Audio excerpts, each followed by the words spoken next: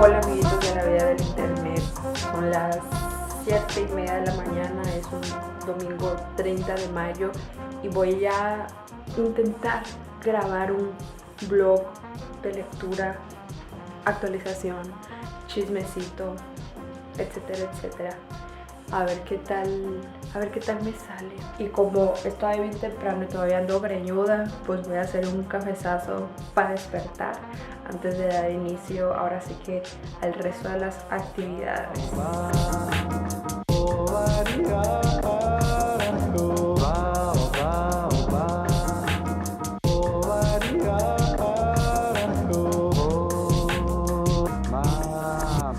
Una de las cosas que es muy diferente, al menos para mí, aquí en Brasil en comparación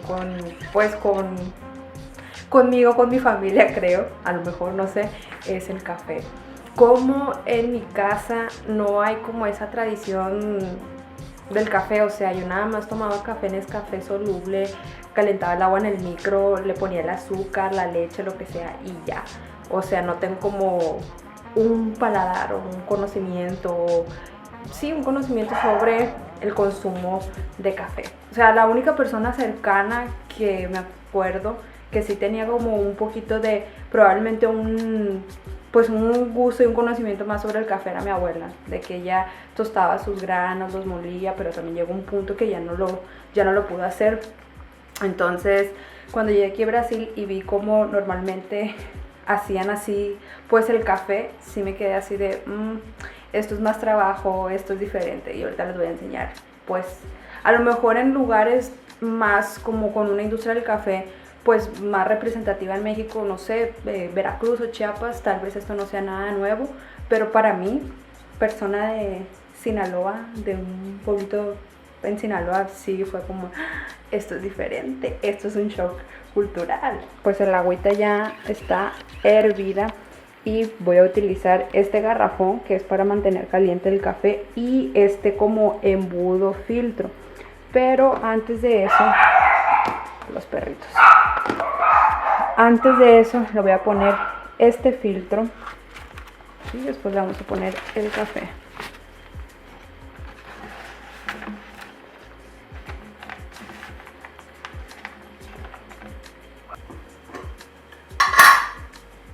Café.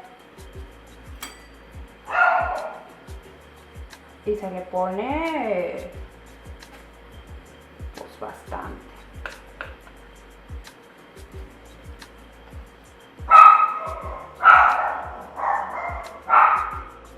Hay un paso muy importante que se me olvidó, que es antes de colocar el café, se tiene que mojar el filtro.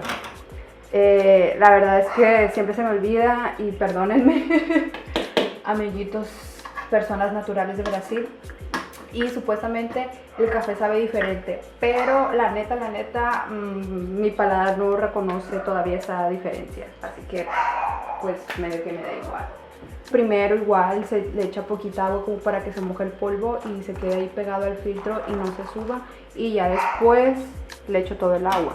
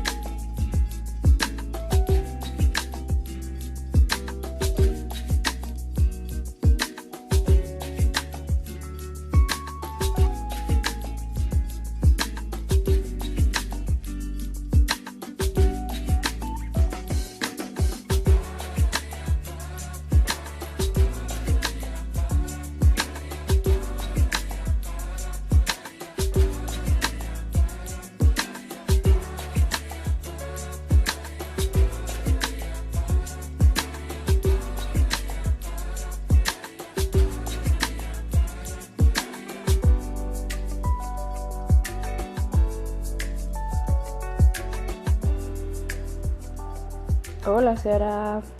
Buen día. Normalmente eso suelo desayunar avena con plátano y a veces le echo papaya, leche y una bonita taza de café. Igual aquí en general el desayuno es súper ligero en Brasil, es muy diferente a México. Es otra de las diferencias. Yo cuando estaba en la universidad tampoco es que desayunaba tanto, pero cuando iba a la casa de mi mamá, o sobre todo los fines de semana, sobre todo domingo, o sea, domingo yo ahorita me estuviera echando un plato de birria, unos taquitos de birria, unos tacos de camarón capeado para desayunar, y pues aquí ligerita. Ayer estaba haciendo estoy haciendo un curso de producción editorial y estaba yo súper concentrada haciendo mis ejercicios, mis tareas, y una amiga, Raquel, bueno, no, me etiquetó en una publicación de Caetano Veloz en su Insta, y Caetano anunciaba que ya estaba disponible el dueto que hizo con Natalia Lafourcade, Soy lo prohibido. Bueno, de verdad, o sea, yo estaba en la computadora y yo nomás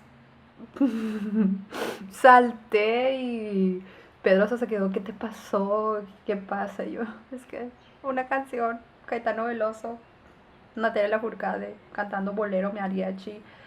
Ay, no, y de verdad me emocioné, lloré como 3 veces seguidas.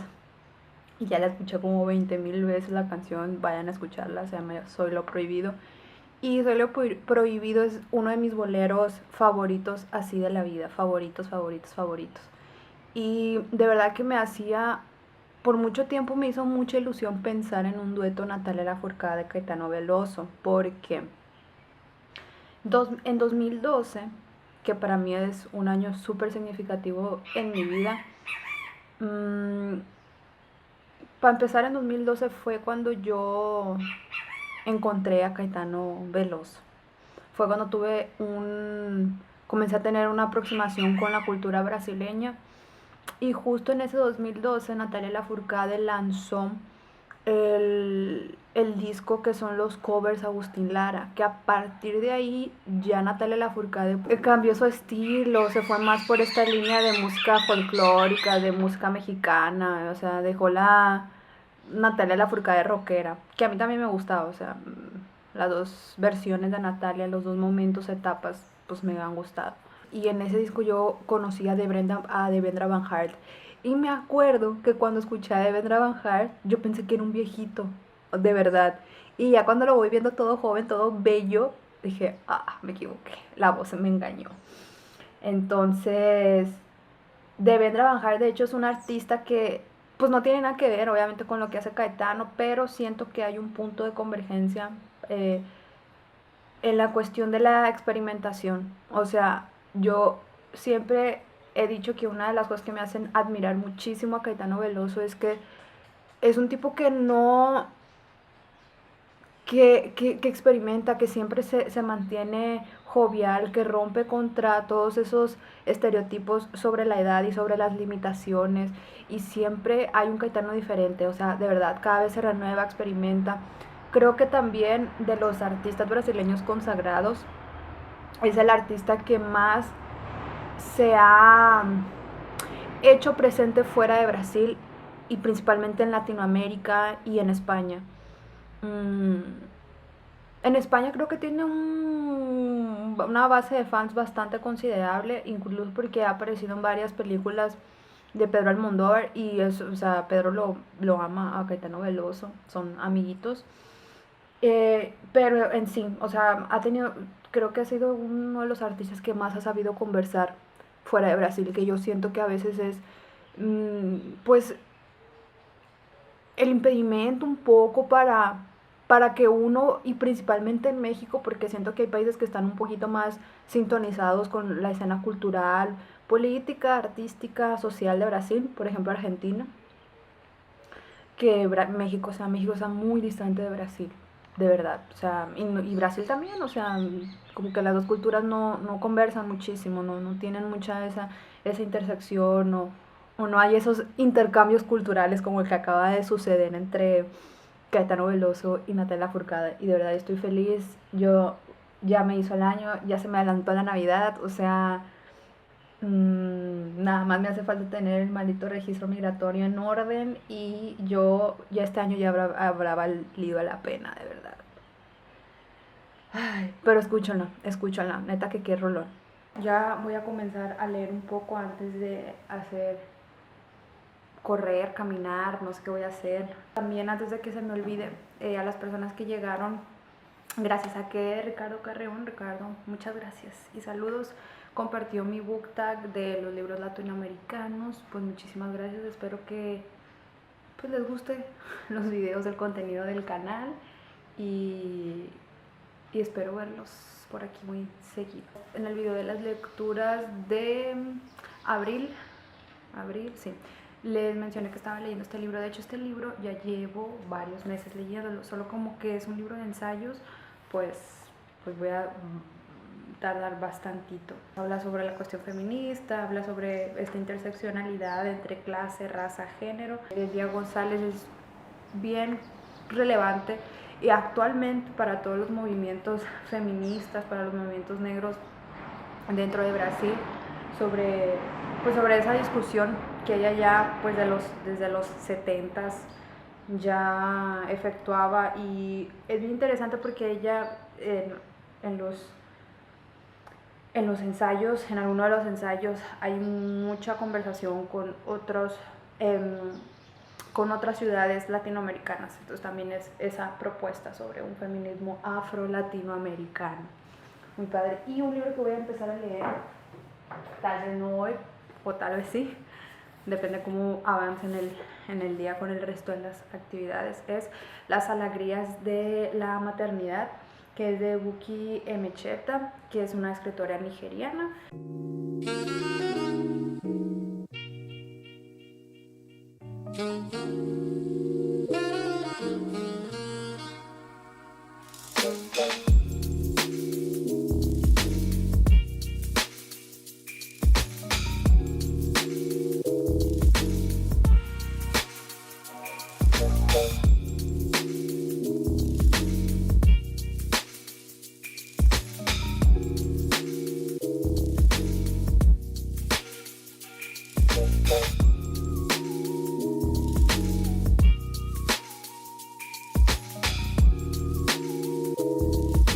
Hasta ahorita una de las cosas que me han parecido bien interesante de este libro es sobre la cuestión de la lengua, del portugués. De hecho, por ejemplo, en este capítulo, ella habla sobre el papel de la mujer negra en el durante los periodos de esclavitud, y habla, por ejemplo, del trabajo de las mujeres negras que desempeñaron dentro de la casa de los patrones blancos. Y una de las cosas que ella pues hace hincapié es la cuestión de la africanización del portugués hablado aquí en Brasil, transformándose en pretogués, que preto, que sería lo equivalente pero que no tiene como la misma connotación de prieto, es normalmente pues el adjetivo también que se le con el que se identifican, o el que se le con el que se identifican personas negras en Brasil. Y justo ayer estaba haciendo mi curso de producción editorial y la clase era sobre la revisión de pruebas y sobre las cuestiones gramaticales y cómo los editores pues administran esas cuestiones junto a los autores o incluso en traducciones. Y uno de los debates del curso de los materiales era sobre el portugués. Y una cosa muy curiosa del portugués en Brasil es que hay como la aceptación entre el lenguaje hablado y la norma culta. No sé, es muy difícil de explicar así como que en este video, pero es muy diferente, sobre todo en textos académicos o incluso en novelas, en ficción, la escritura. O sea, hay conjugación de tiempos verbales muy diferentes a los que normalmente la gente cuando habla no los habla así. Entonces, en parte de la clase de ayer era como que esa discusión también sobre el prejuicio lingüístico que no hay, o sea, que en Brasil también hay las variantes del propio portugués y pues hay toda esa cuestión de desvalorización y creer que hay un portugués más correcto o más bueno, y también igual creo que con eso en español también pasa en México, ¿no?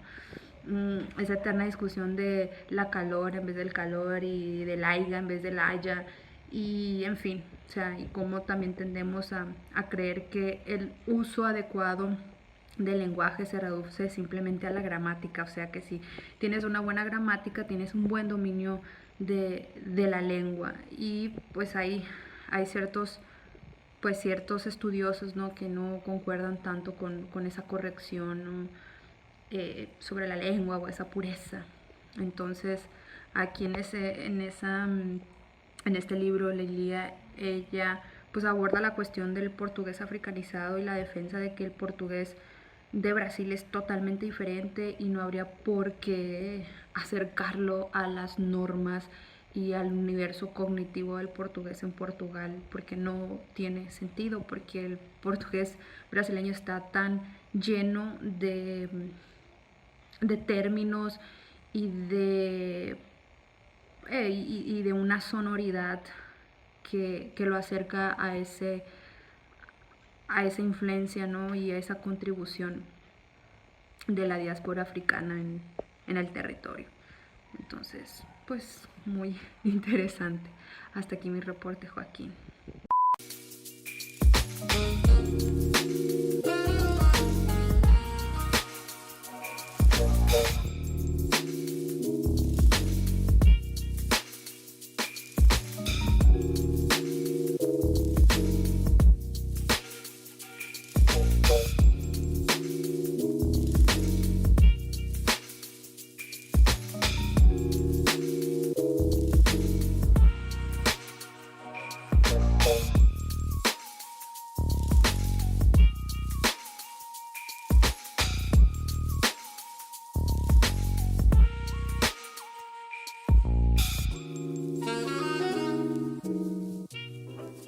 Ya me puse los tenis para ir a caminar, correr.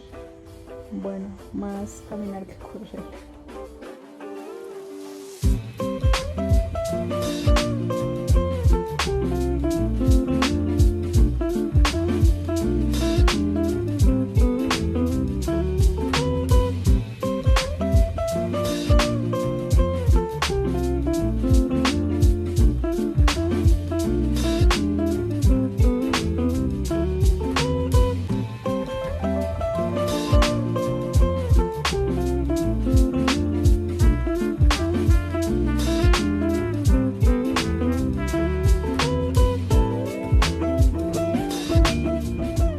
La verdad es como que medio me perdí porque no había venido a esta parte y no sé dónde se fue Pedro, pero vamos a seguir viendo a ver qué florecitas nos encontramos en el camino.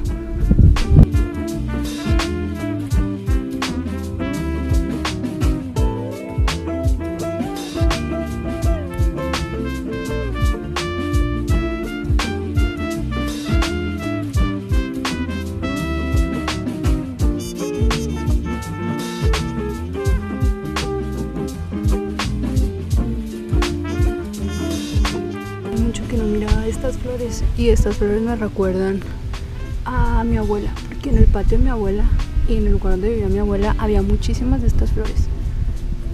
Huelen feo, pero tenía mucho que no las miraba. Ando probando el micrófono a ver si funciona y ya, como ven, ya salí, ya regresé. Ya me bañé, ya me comí mi huevito con tortilla. La verdad estaba pensando continuar con el blog de lectura, no sé, recomendaciones. Y al mismo tiempo este día voy a grabar algunas reseñas que ya tengo por ahí listas. Y también iba a grabar el resumen de lecturas de mayo porque ya es domingo 29, entonces no voy a... Estoy leyendo, pero sé que no voy a terminar de leer lo que estoy leyendo. Entonces dije, bueno, creo que voy a aprovechar este blog para también hacer como las lecturas de mayo, y ya yo creo que ya va 2 en 1. Además, si les gusta este formato de que les cuente lo que leí en el mes, pero al mismo tiempo que haga como un blog o algo así, déjenlo acá en los comentarios para saber qué formato funciona más o les entusiasma más. Entonces, rápidamente les voy a hablar de los libros que leí en el mes de mayo. Voy a comenzar por orden de cómo los fui leyendo, y el primero que leí fue Quarto de Despejo, Diario de una Favelada de Carolina María Jesús. Y este diario es el diario que escribió mientras vivía en una favela de Sao Paulo, que es la favela de Canindé. Es bien curioso porque tanto la forma en que fue publicada y cómo hasta cierto punto la autora ganó pues cierto reconocimiento, al mismo tiempo siento, y por lo que he investigado, que no ha sido mucho, que fue muy fugaz la importancia que le dieron a su obra. Obviamente en este diario cuenta las peripecias que ella pasa en el día a día. Juntaba papel y iba y los vendía, basura reciclada, y con eso ya ella pues tenía su ingreso. Es un diario que está lleno de esas dificultades, esa sensación de hambre física, y también un hambre intelectual, de cómo ella menciona que escribir es de alguna manera lo que a ella le da como el no suicidarse, por ejemplo, o el querer continuar con la vida, el hecho de poder leer y poder escribir. Y este libro fue publicado por un reportero que la conoció, fue a hacer un reportaje y a esa favela, y se encontró con algo que podría ser más allá del simple reportaje, y sí la publicación de este libro. Mencionaba en la mañana que en el curso que estoy haciendo, producción editorial, ayer una de las clases era sobre el prejuicio lingüístico, y si, por ejemplo, los editores deberían intervenir en todas las obras, hasta qué punto. Y aquí, de hecho, cuando uno va a iniciar, los editores hacen una aclaración de que se respetó fielmente el lenguaje, incluso muchas veces contrario a la gramática, porque eso traduce el realismo y la forma en el que el pueblo mira y expresa su mundo. Entonces ese es un ejemplo de que no es tiene un libro que con un portugués que no es correcto, entre comillas, o que tiene sus fallas gramaticales, pero que tiene un objetivo y que cumple el objetivo de, como bien dice, transmitir esa visión. Después leí un libro que ya les mencioné en el video del Book Tag de los libros latinoamericanos, que es un libro de poesía que es Sentimento do Mundo, de Carlos Drummond de Andrade, y pues es un poeta muy importante y referencia en la poesía, y también un poco también como que en esa intersección entre poesía, lírica y música, canciones, y yo estoy fascinada. Yo pretendo leer más de Carlos Drummond de Andrade porque, como dije, es una poesía que es bella, pero al mismo tiempo es muy consciente del poder social y transformador y político que tiene la palabra, que tiene la poesía, que tiene la literatura. Vayan a ver ese video porque ahí les pongo incluso un pedacito de uno de mis poemas favoritos que aparece en este libro, que es Elegía 1938. Después llegó este libro que ya le tenía muchísimas ganas, que está aquí. Úrsula, de verdad es una belleza de edición esta de aquí. El año pasado, como en estas fechas, hice un curso de literatura cearense. ¿Por qué tan específica? Porque era gratis y estaba desempleada, y siempre me encanta hacer cursos sobre literatura y diseño y todas esas cosas. Entonces, en ese curso, que estaba bien enfocado en la literatura del estado de Ceará, que queda en el noreste de Brasil, hubo un módulo dedicado específicamente para las mujeres precursoras de la literatura brasileña, y en ellas pues en esa clase me llené de referencias, y uno de los principales nombres que aparecía era el de María Firmina dos Reis, principalmente con esta novela que se llama Úrsula. Esa novela fue publicada como en 1859, y pasó muchísimos años, casi un siglo, para que un coleccionador de libros lo encontró así como un manuscrito, y a partir de ello como que ganó un poco también de relevancia, o le hicieron ediciones. Entonces pasó casi un siglo en el olvido, o sea, ni siquiera dentro como que del mapa o de los estudios literarios, y este es considerado como la primera novela publicada por una mujer en Brasil, y además es una mujer negra. Y esta novela nos cuenta la historia de una pareja que se conoce, pero es un poco como de amor prohibido, y está toda esta cuestión también sobre la esclavitud. Mucho de lo que yo había escuchado de este libro, y que sí, a mí también me pareció muy diferente de lo que había leído como de los clásicos de estas épocas,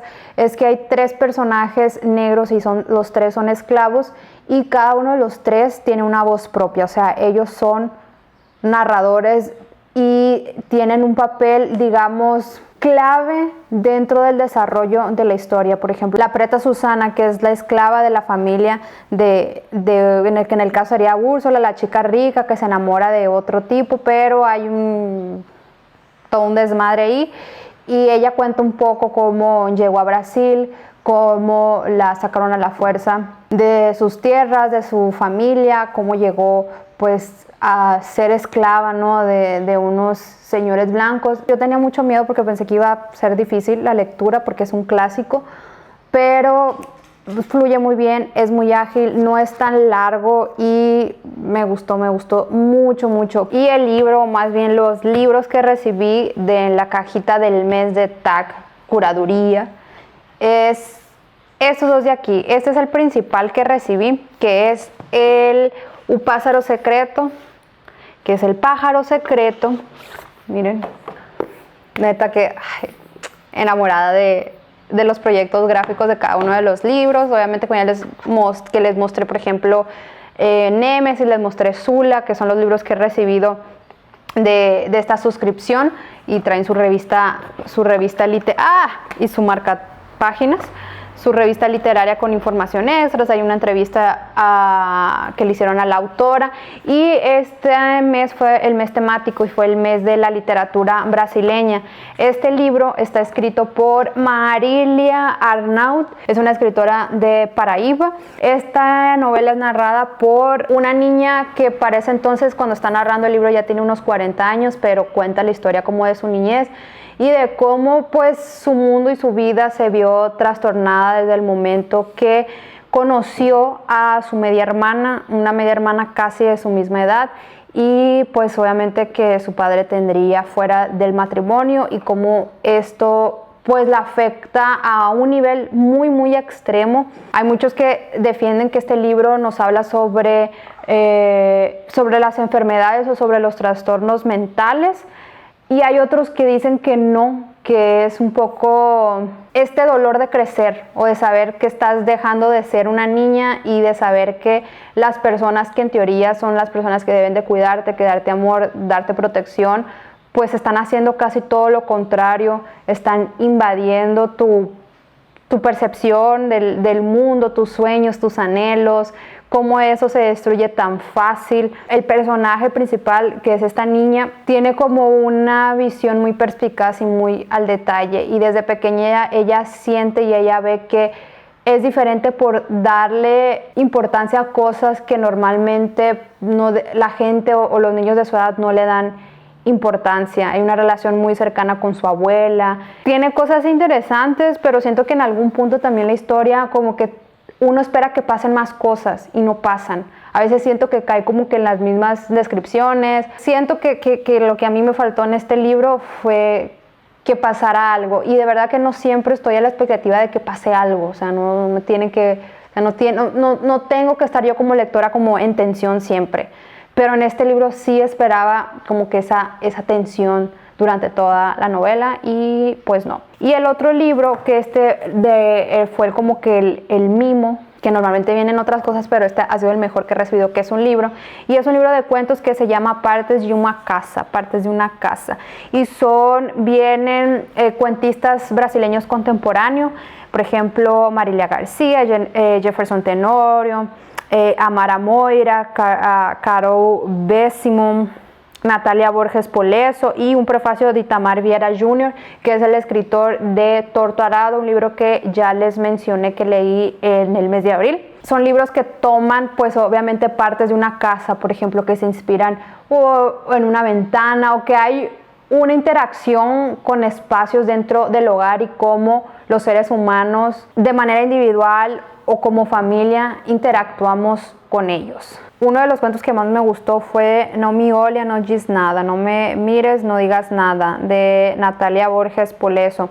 Y básicamente nos habla, y está bien situada en la pandemia, de una chica que se muda a una ciudad nueva a comenzar como su vida desde cero, y empieza la pandemia y es como que, güey, o sea, ¿qué hice? Es lo que yo ya estaba esperando, como la narrativa de nuestros tiempos y cómo el coronavirus pues afecta en la forma de ver y de narrar las cosas que nos pasan. Hay otro también, un cuento muy chistoso de un hombre que se pone pues igual todo paranoico por la limpieza. El que más le gustó a la gente fue uno que se llama Solagni, y ahí nos habla sobre una familia que tiene a una mujer no trabajadora doméstica, pero realmente es esclavitud lo que hacen con ella. No fue el que más me gustó, pero sí es algo que tú dices tú, güey, eso no pasa. Pero sí pasa. Es lo peor del asunto de todo esto. Junto con esos dos libros llegó este bonito póster que algún momento lo voy a enmarcar, como fue el mes inspirado, dedicado a la literatura brasileña, es este póster, y acá tiene un manifiesto, y el diseño está súper bonito y viene con palabras o expresiones de varias regiones de Brasil. Dice: palabras en brasa, la literatura brasileña ayer, hoy y mañana. Y aquí viene el manifiesto: viva la literatura brasileña, viva. Y finalmente el libro que leí en este mes de mayo fue Los afectos de Rodrigo Asbun. De verdad, o sea, qué experiencia. Tenía mucho que no me leía un libro de un tirón, así una sentada. O sea, este libro yo lo iba a leer, dije yo, lo voy a iniciar y voy a leer 30 páginas, que es normalmente lo que leo por día. Me lo aventé todo, o sea, fue el domingo pasado, todo me lo aventé de un jalón. Pues yo creo que eso ya dice algo. Este libro nos cuenta la historia, o está inspirado en la familia Hertl, una familia alemana que migró a Bolivia después de la Segunda Guerra Mundial. Y aunque pues toma una familia que pues existió y que tuvo un papel, digamos, pues mediáticamente relevante por principalmente una integrante que va a ser Mónica, concuerdo con Nora, que Nora este libro lo mencionó como de esos libros infravalorados en uno de sus videos. Lo voy a dejar por acá por abajo. Y aunque sí toma como que ese evento pues histórico, esa parte de la historia, lo más importante en sí es obviamente la dificultad que uno tiene para entender o para comprenderse entre familiares o entre familias, sobre cómo, por más que compartamos lazos sanguíneos, incluso hasta el mismo techo, estamos hasta incapacitados de comprender al 100% tanto a nuestros padres como a nuestros hermanos, y ni se diga pues familiares más lejanos como puede ser un abuelo, un tío, una tía, un primo, una prima. Hasta cierto punto pues es muy fuerte lo que pasa en esta historia, ¿no? Una chica que al final de cuentas, por sus propias decisiones o sus propias convicciones, que algunas veces al lector le queda duda de si son realmente políticas, que de hecho a esta Mónica Hertl la conocen como la vengadora del Che Guevara. Vayan y busquen, no voy a decir más. Al lector obviamente no, y no es la intención del autor, como le queda esa duda de ¿será que fueron convicciones políticas de ella 100%, o fue más esta pasión o este amor que la movió y que probablemente nunca en su vida lo sintió, y fue ese amor, ese deseo que la llevó a hacer lo que hizo, y que al final de cuentas termina comprometiendo a su familia, pero al mismo tiempo desde un inicio el papá de ellos, que era un cinematógrafo, de hecho trabajó con una directora de cine pues muy polémica, y pues él también de alguna manera la historia abre con cómo las decisiones y cómo su voluntad, la voluntad del papá termina orillando a toda su familia a vivir incluso donde viven, a hacer las cosas que hacen, a dejar o no dejar de hacer. Y lo más interesante es que la historia, aunque es muy cortita, está narrada por varias personas, no hay un único narrador. Súper, súper, súper, súper recomendado, porque como les dije, además de que es una lectura que se va rapidísimo, tiene cosas muy interesantes.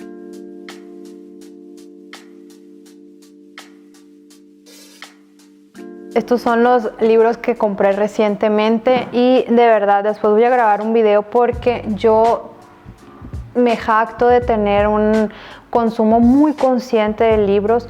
De verdad que yo creo que tengo unos 3 libros que están en mi estante que no he leído, pero siempre intento no comprar libros que no voy a leer próximamente. Por 2 motivos. El principal es que no sé qué va a ser de mi vida en los próximos años, entonces no tengo espacio, no tengo mucho espacio para poner libros, no tengo un librero. De verdad que incluso nunca he tenido un librero allá en mi casa, en La Cruz, en la casa de mi mamá, de mis papás. No tengo un librero, nunca he tenido un librero. El primer libro que llegó por aquí es Las cosas que perdemos en el fuego, es la edición de Vintage Español. Lo compré porque obviamente quiero leerlo en español, pues me costó caro, pero es casi como 20 pesos más de lo que me costaría en México, la edición de Anagrama, y a mí me gusta más esta edición. El otro libro que llegó por aquí, que esta fue influencia de mi amiga Jessica Matos, del canal Jessica Matos, es María Valeria Resench, es escritora brasileña, claro, y es un libro de cuentos, relatos, pero parece que los personajes son recurrentes, o sea, entre los mismos relatos entre ellos se conversan. Y me gustan mucho estos detalles que, si vieron, son parecidos a mis detalles de la taza en la que estaba tomando café en la mañana, que es como diseño inspirado en iconografía del noreste, del nordeste brasileño. Muy bonito. Estos aquí son libros que compré usados, esos fueron libros nuevos. Doña Flor y sus 2 maridos, de Jorge Amado. Recientemente les pregunté ahí en la pestañita de comunidad y también en mi Insta si ya habían leído algo de él. Si se animan a hacer lecturas conjuntas o tienen interés de leer literatura brasileña, contáctenme. De verdad, tengo muchísimas ganas de crear un club de lectura enfocado en literatura brasileña, de preferencia obras que sean de fácil acceso en español, pero todo es posible, así que si les gustaría, pues contáctenme, principalmente en Insta, que es la red social donde estoy más activa. Y está bien padre este libro, está viejito, todo me costó bien barato, me costó como 20 pesos. Está ilustrada, o sea, es un señor librón también, o sea, está bien grande, a ver qué onda, pero tiene ilustraciones. Lo tengo que leer con mucho cuidado porque la letra está súper pequeñita. Creo que es de los libros viejitos, es el libro más maltratado que he comprado. Y antes de que se me descargue la cámara, que ya está en batería roja, compré este de Rachel de Quirós, primera vez que voy a leer esta autora. Está La guerra del fin del mundo de Vargas Llosa, compré, no lo he abierto, edición súper viejita y parece que tiene una mini letrita porque es un señor librón este. Y finalmente Dois Irmãos de Milton Hatum.